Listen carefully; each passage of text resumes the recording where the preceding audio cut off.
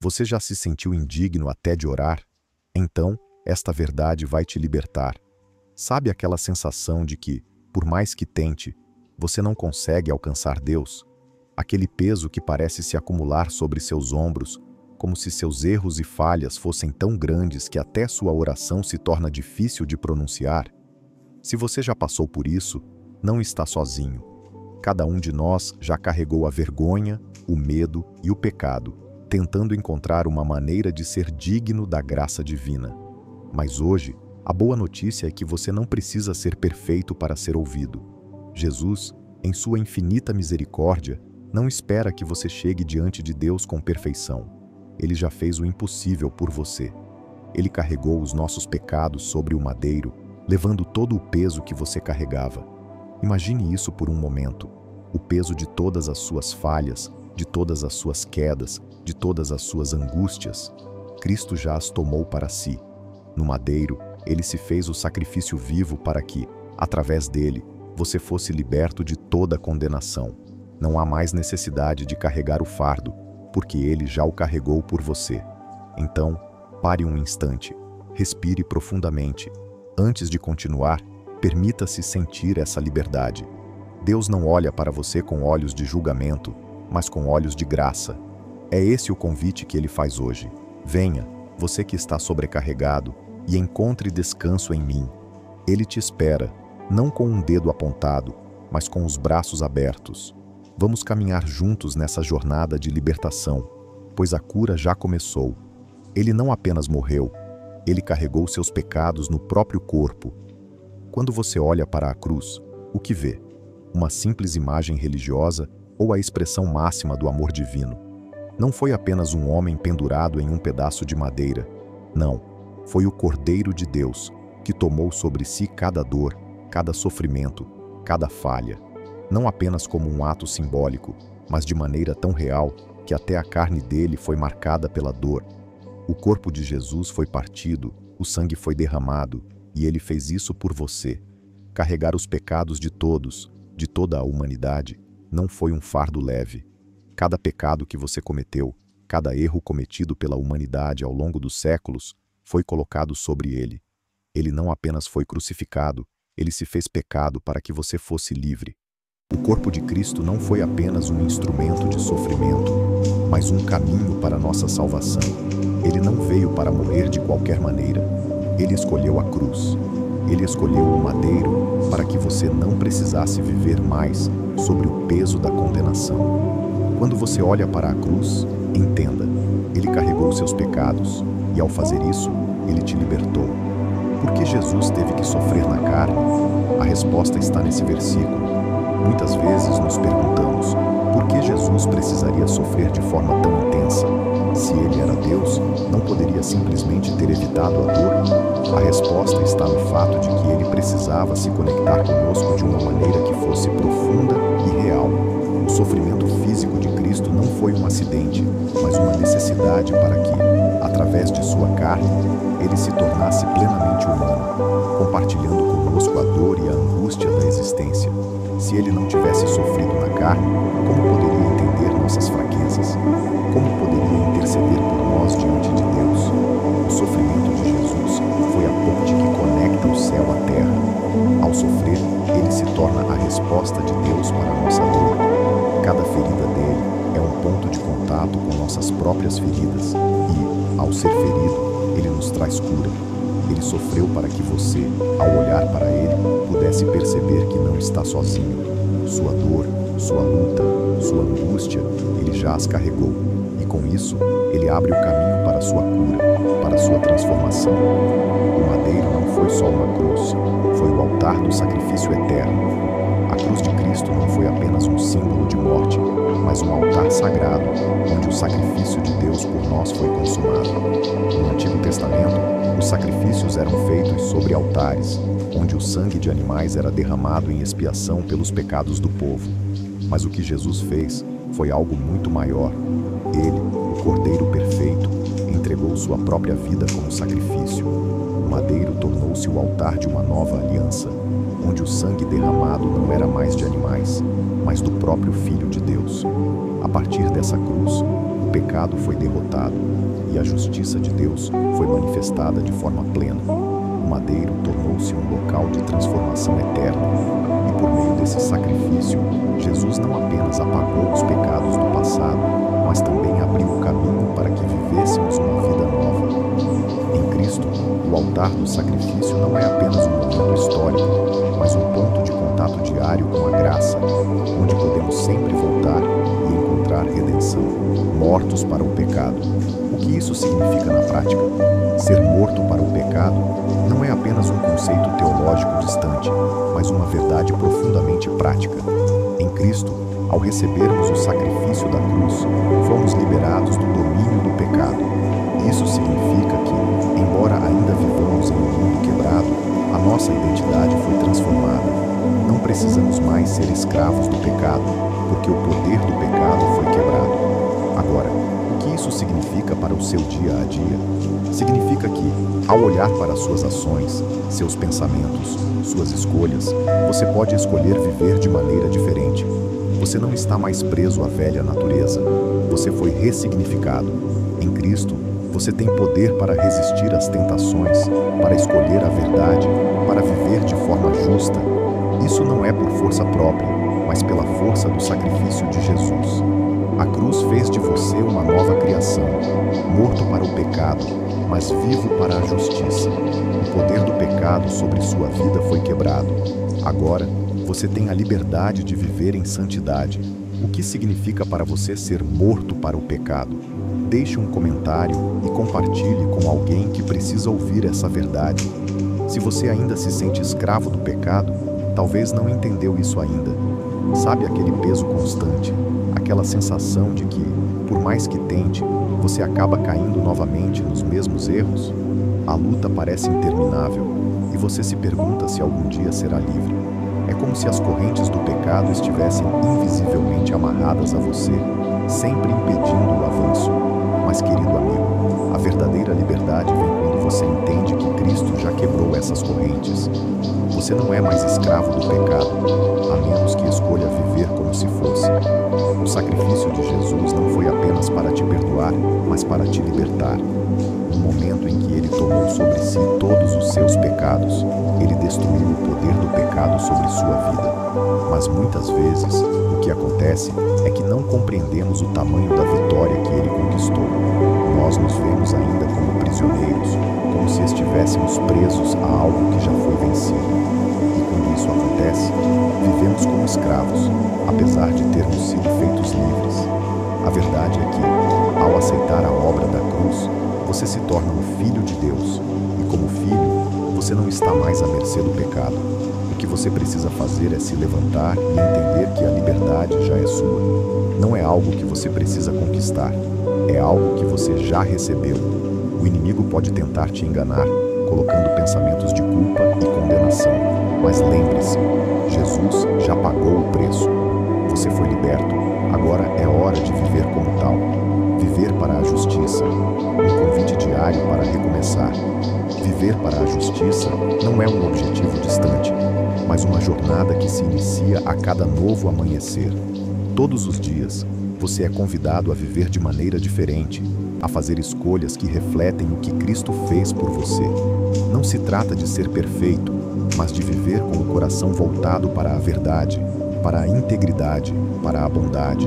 Isso é viver para a justiça, ser um reflexo da graça que Deus derramou sobre sua vida, mesmo quando as circunstâncias são desafiadoras. A justiça de Deus é um padrão que, por si só, é impossível de alcançar com nossas próprias forças. Mas o convite não é para alcançar a perfeição, e sim para se entregar a um processo de transformação. Todos os dias, ao decidir viver para Ele, você é moldado, renovado e fortalecido para viver de acordo com os princípios do Reino. Viver para a justiça é permitir que as virtudes de Cristo, como paciência, compaixão, perdão e fé, governem seu coração e suas atitudes. E sabe o que é mais bonito? Esse processo não exige de você uma força própria imensa, mas uma entrega. Jesus já te deu a força para viver de acordo com essa justiça. Cada pequena decisão, cada atitude diária pode ser uma expressão de sua confiança em Cristo. Viver para a justiça é se levantar a cada manhã e dizer: hoje, Senhor, eu escolho viver como refletor do teu amor e da tua bondade. Quando você se sente fraco, ele se torna sua força. Existem momentos em que, diante das dificuldades da vida, você se sente fraco. Momentos de batalha, de perda, de cansaço. A tentação de pensar que você não vai conseguir vencer é grande. Mas neste exato momento, Deus quer te lembrar que em sua fraqueza, ele se torna sua força. A justiça que ele oferece não depende de sua força, mas da força que ele já colocou dentro de você por meio de Jesus. Pense nisso. Jesus, o Filho de Deus, se fez fraco por você, para que você, ao se entregar a ele, possa experimentar sua força. Quando você é fraco, ele é forte em você. Em sua fraqueza, ele revela seu poder. Não há vergonha na fraqueza, porque é nela que a graça de Deus se manifesta de maneira plena. Não importa o tamanho da luta, ele é mais forte. Não importa a tempestade, ele é o vento calmo que acalma seu coração. Quando você se sentir fraco, pare e pense: Senhor, é em ti que encontro minha força. Ele já te equipou com tudo o que você precisa para superar, para caminhar em justiça, para viver a vida abundante que ele prometeu. Não se apoie em suas próprias forças, mas nas infinitas riquezas da graça de Deus. A promessa da cura: por suas feridas fomos sarados. Em Isaías 53, 5, lemos que, pelas suas feridas fomos sarados. Uma verdade poderosa que vai além do físico, mas toca a alma. As feridas de Cristo não foram apenas para curar o corpo, mas para restaurar a totalidade do ser. Quando Jesus foi ferido, ele tomou sobre si todas as nossas feridas, físicas, emocionais e espirituais. Ele se entregou à dor para que, por meio de seu sofrimento, pudéssemos ser curados. Essa cura, que começou no momento em que ele foi ferido na cruz, ainda é disponível para você hoje. Quando você sente que está quebrado, que as feridas do coração não cicatrizam, lembre-se que a cura vem por meio das feridas de Cristo. Ele não te promete uma vida sem dor, mas ele promete caminhar com você em meio a ela. Onde há dor, ele traz paz. Onde há tristeza, ele traz consolo. Onde há falta, ele traz restauração. Não importa qual seja a ferida que você carrega, há poder nas feridas de Cristo para sarar. Hoje, ao meditar no sacrifício dele, permita que essa cura penetre em sua vida. Ele te chama para viver com o coração restaurado, para que, com sua força, você possa continuar a caminhar, livre da dor e da mágoa que te aprisionam. A intercessão de Jesus. Ele ora por você neste exato momento. Imagine isso. Enquanto você lê essas palavras, Jesus, o Filho de Deus, está orando por você. Ele não apenas carregou nossos pecados na cruz, mas ao se assentar à direita de Deus Pai, ele intercede por nós a cada instante, não apenas por uma vez, mas continuamente, como um intercessor fiel e imbatível. Em Romanos 8:34, encontramos essa verdade profunda. Cristo Jesus é aquele que morreu e mais, que ressuscitou, o qual está à direita de Deus e também intercede por nós.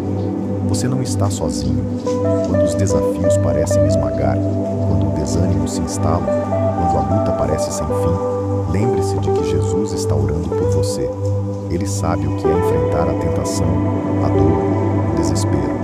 Ele, sendo plenamente Deus e plenamente homem, experimentou todas as angústias que você pode passar. E é por isso que ele intercede, com total compreensão e compaixão.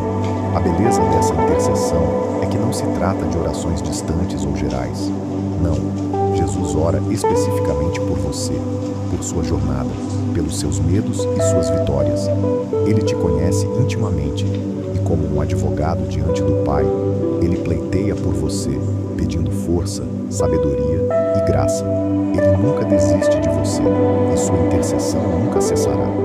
Você pode não ver, mas no plano espiritual, o próprio Jesus está dizendo: Pai, eu intercedo por ele, fortalece-o, guia-o, renova-o. Cada vez que você sente a paz que ultrapassa o entendimento, saiba que é a resposta das orações de Cristo.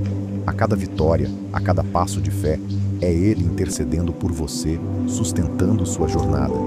Já se sentiu fortalecido ao pensar que Jesus está orando por você? como essa verdade impacta a sua vida diária? Comente abaixo e compartilhe com alguém que precisa ser lembrado dessa intercessão divina. O poder da oração pessoal, um encontro diário com Deus. A oração não é apenas um momento de pedir, mas uma oportunidade divina de encontro íntimo com Deus. Quando você se ajoelha ou se retira para o secreto, há algo poderoso que acontece. Sua alma se conecta com o Criador, e nesse momento de silêncio e entrega, Deus fala ao seu coração de maneira única. A oração pessoal não é uma formalidade religiosa, é o meio pelo qual você se torna sensível à voz de Deus, sente sua presença e encontra paz para a jornada. No livro de Mateus 6,6, Jesus nos ensina sobre o valor desse encontro privado com Deus. Mas tu, quando orares, entra no teu quarto e, fechando a porta, ora a teu Pai, que está em secreto, e teu Pai, que vê em secreto, te recompensará. Aqui, Jesus nos revela que a oração não se trata do que os outros veem ou ouvem, mas da intimidade com o Pai. É no silêncio do seu quarto que a transformação começa, no íntimo de sua alma, onde você se rende totalmente a Ele. Quando você entra nesse lugar de oração pessoal, não precisa de palavras rebuscadas ou fórmulas perfeitas. O que Deus deseja é seu coração aberto, sua sinceridade. Ele já conhece seus medos, suas alegrias, suas preocupações, mas Ele quer que você se achegue a Ele, que confie em sua bondade, que entregue cada área da sua vida. Ao orar, você permite que Ele inunde seu ser com seu amor, com sua paz e com a força necessária para seguir adiante. Intercedendo pelos filhos, o poder de orar pela próxima geração. Quando você ora pelos seus filhos, você está construindo um muro de proteção espiritual ao redor deles. A oração de intercessão pela vida de um filho não é apenas um pedido por bênçãos ou proteção, mas um ato de entrega nas mãos de Deus. Você está, de certa forma, colocando o futuro deles aos pés de Jesus, confiando que Ele cuidará de cada passo que eles derem, que Ele será a luz em seus caminhos e a força nos seus momentos de fraqueza. Em Provérbios 22:6, a palavra nos ensina a criança no caminho em que deve andar, e até quando envelhecer não se desviará dele. Isso nos lembra da responsabilidade divina que temos de guiar nossos filhos. Mas mais do que ensiná-los com palavras, precisamos orar por eles, interceder por sua proteção, por suas escolhas, por sua salvação. O poder da oração de um pai ou mãe é imenso, porque a intercessão está conectada ao coração de Deus. Ele ouve as orações dos pais com um cuidado especial, porque o desejo do coração de um pai é ver os filhos protegidos e prosperando no Senhor. Quando você ora por seus filhos, você não só os envolve no amor de Deus, mas também fortalece o vínculo espiritual entre você e eles, alinhando a vida deles ao propósito eterno de Deus. Mesmo quando você não está presente fisicamente, a oração vai adiante, abrindo portas para a ação de Deus. No trabalho, como reflexo da justiça de Deus em sua vida, a vida profissional é um campo onde a justiça de Deus se reflete de maneira prática e transformadora. Em tudo o que você faz, seja nos momentos de liderança ou nas tarefas mais simples, há uma oportunidade de viver para a justiça. Quando você age com integridade, quando faz o seu trabalho com excelência, você não está apenas cumprindo uma obrigação, mas manifestando a justiça que Deus estabeleceu em sua vida. Em Colossenses 3:23, lemos: "E tudo o que fizerdes, fazei-o de todo o coração, como para o Senhor e não para os homens." Seu trabalho, sua dedicação, suas escolhas no ambiente profissional não são apenas tarefas mundanas. Quando você faz tudo para Deus, você está vivendo sua justiça. Isso pode ser transformador, porque você começa a ver seu trabalho não como algo separado de sua vida espiritual, mas como uma extensão dela. Em tempos de pressão, de tentação para agir de maneira desonesta, a justiça de Deus age em você, te dando discernimento e força para fazer o certo. Não se trata de ser perfeito, mas de viver para Ele, mesmo nos desafios cotidianos. E quando você age com a justiça de Deus, outras pessoas podem ver o reflexo de Cristo em você, e isso se torna um testemunho poderoso. Confiança em Deus. Entrega total e descanso nas promessas dele. A confiança em Deus não é uma confiança qualquer. É uma confiança que nasce de saber que Ele é fiel. Não importa o que aconteça, a confiança em Deus é ancorada em Sua palavra, em Suas promessas imutáveis. Quando você confia em Deus, você entrega sua vida, suas lutas, seus medos e até mesmo os seus sonhos nas mãos dele. Não é uma confiança passiva, mas ativa, que se manifesta no descanso, no entendimento de que Ele está no controle de tudo. Em Provérbios 3, 5-6, encontramos um convite poderoso. Confia no Senhor de todo o teu coração e não te estribes no teu próprio entendimento. Reconhece-o em todos os teus caminhos e Ele endireitará as tuas veredas. O convite é claro: entregar-se totalmente, não depender de sua própria força ou entendimento, mas descansar no fato de que Ele cuida de tudo. Essa confiança não vem sem lutas, mas é construída através de experiências com o Pai. À medida que você vê sua fidelidade ao longo do tempo, sua confiança cresce. E quando você confia, a paz de Deus começa a inundar sua vida, permitindo que você caminhe em tranquilidade, mesmo nas tempestades. A ação que vem da confiança e oração. Agora, ao refletir sobre tudo o que foi compartilhado, eu quero que você sinta o peso dessa verdade. Jesus, o Salvador do mundo, está intercedendo por você. Ele já carregou os seus pecados, curou as suas feridas e, mais do que tudo, Ele está ao seu lado em cada passo de sua jornada. Você pode descansar na paz que Ele oferece, sabendo que, através da oração e da confiança em Deus, você está seguro, renovado e fortalecido. Mas agora é hora de agir. Não podemos simplesmente ouvir essas palavras e deixar que elas passem. Deus nos chama a viver de maneira ativa e intencional, movidos pela confiança que temos nele. A oração não é só para momentos de angústia, mas um convite contínuo para caminhar com Ele, para nos aproximarmos mais de Sua presença. A intercessão não é apenas um ato passivo, mas um chamado a agir, a cuidar de quem amamos e a ser instrumentos de Sua justiça no mundo. Hoje, tome uma decisão. Não apenas ouça, mas faça a diferença. Ore com um amigo ou familiar. Curta e compartilhe este vídeo com alguém que precisa ser lembrado da intercessão de Jesus e da confiança que podemos ter em Deus. Deixe que o poder da oração transforme sua vida e seja um reflexo da justiça divina em todos os seus caminhos. Lembre-se, você é mais do que vencedor, porque Cristo já venceu por você. Ore com alguém agora. Seja intencional na sua caminhada com Deus. E, se este devocional tocou seu coração, compartilhe esta mensagem. Alguém, talvez um amigo ou familiar, precisa de um lembrete do amor e do poder de Deus em suas vidas. Vamos espalhar essa verdade. Continue confiando, orando e vivendo na força que vem de Deus.